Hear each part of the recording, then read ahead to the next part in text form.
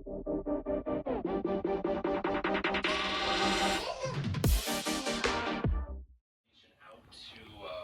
all across Western Washington, and actually that is the case right now. So I am going to play this little piece of audio.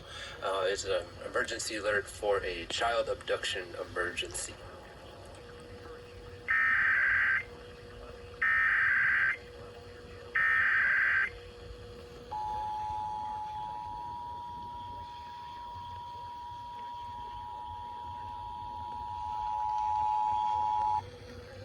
The civil authorities have issued a child abduction emergency for all of Washington beginning at 6:24 p.m. and ending at 7:24 p.m.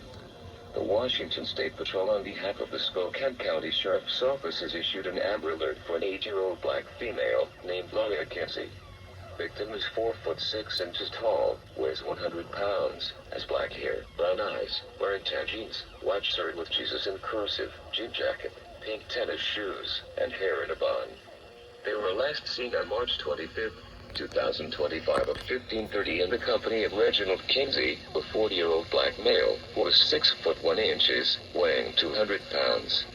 They may be traveling in a white 2000 Oldsmobile, Washington license plate number CJX7142.